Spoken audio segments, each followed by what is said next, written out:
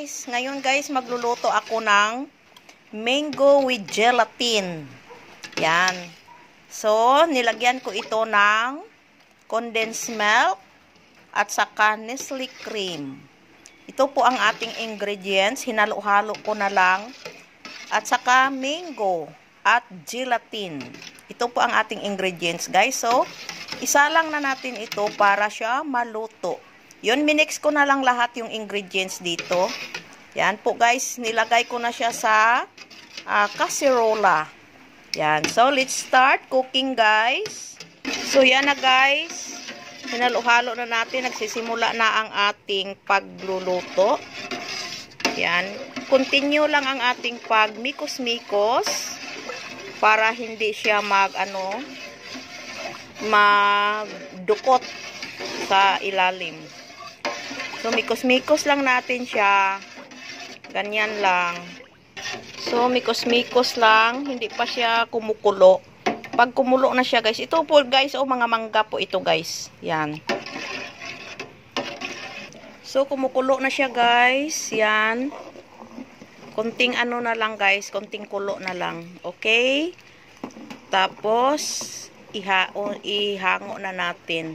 Kulo-kuloin natin siya ng konti.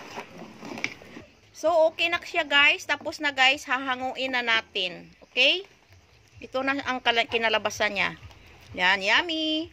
So, ito na guys, ang ating yummy-licious na mango with gelatin. Kung sinong gustong umorder dyan, ito, luto na po. Accept po ako sa mga orders. Kung sinong may gusto dyan, ano na natin siya sa paglalagyan natin guys. Ilagay na natin siya sa sisidlan. Mango gelatin po, yummy, with Nestle cream and condensed milk. Yan. Ilagay na natin siya sa lagayan, guys. Wow. Yan, ito na. Ito na, guys. Yan, ang aking ginawa na mango jelly. Napaka-yummy po, guys.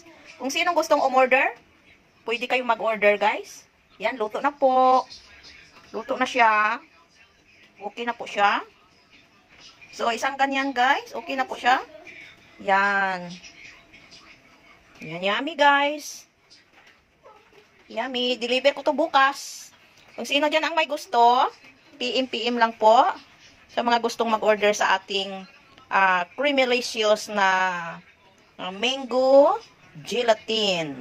Creamy po siya guys. Marami siyang condensed milk at saka